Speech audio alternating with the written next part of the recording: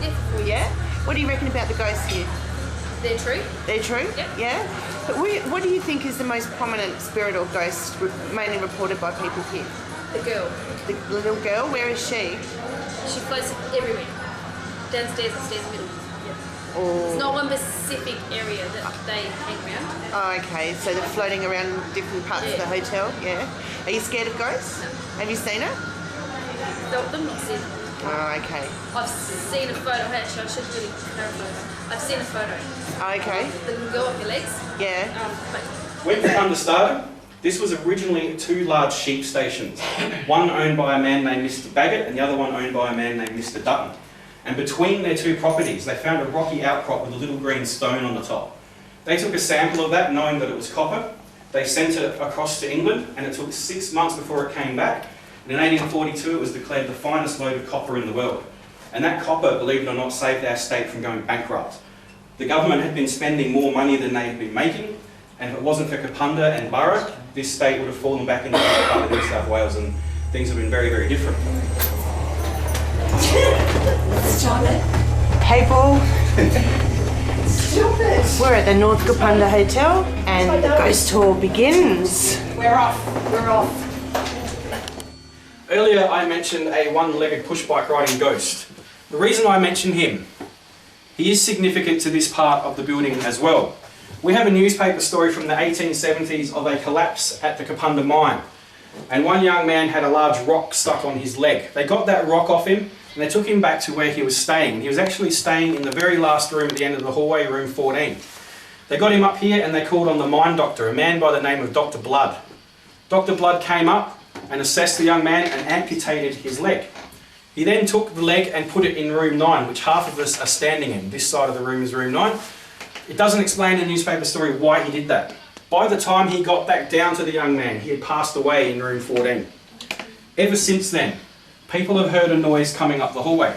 It's just a low, steady thud. And it gets to door 9 and it stops, and then it goes back down the hallway. Now, Rob Demarest recorded that noise during Haunting Australia. Front bar, which is what you can hear upstairs, people walking around. The machine in the corner there is what's keeping the soft drinks and the beer cold upstairs. You'll also note above your heads here a lot of pipes and cables and cobwebs. Those cobwebs are genuine, we haven't stuck them there. You'll also see there's a ton of them up in here in the barrel roll.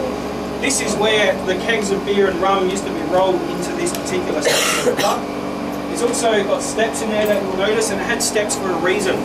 The reason being that back in the early days of South Australia's foundation, it was actually state law that every hotel had to be able to accept dead bodies. And this is the hotel and the very room in Kapunda where dead bodies were stored. For those of you on that side of the room, you'll notice at the back corner there, you'll see a ledge that runs right along the bottom of that side of the room. That is where the bodies were actually stored. And we have a story from the 1870s of a mine collapse here in Kapunda, and around 30 young men lost their lives. They were wrapped in cloth, and they were stacked one on top of the other on that ledge there. And if you can imagine a hot day with 30 dead people, and next to them in the rest of this room were barrels of rum and barrels of beer, what the smell would have been like. The smell of death and the sickly sweet sugary smell of rum.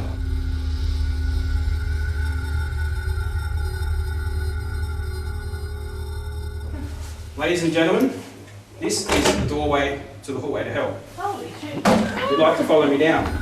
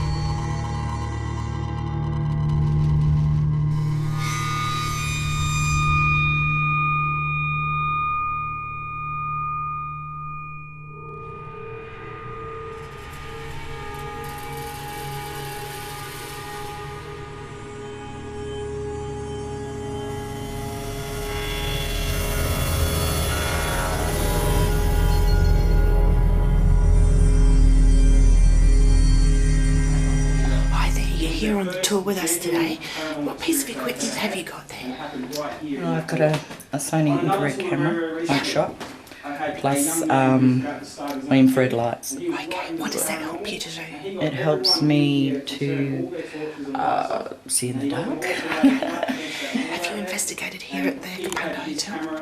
Yes, I've investigated here many times actually over probably the last 15 years. Yeah, have you had any ghost experiences? Yes, have, yes. Yeah. So you're not scared to come back here? No, not at all. Okay, thanks for that. No worries.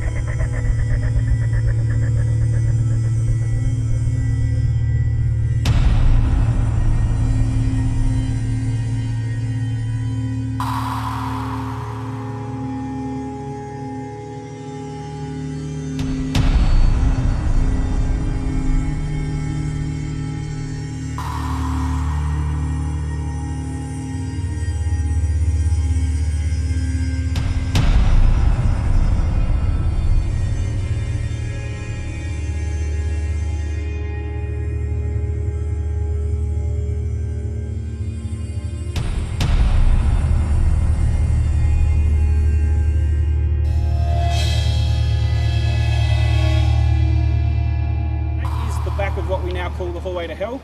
That is the oldest part of the hotel still standing. It's still on the roof up here, has the slate tiles from 1848 when it was constructed.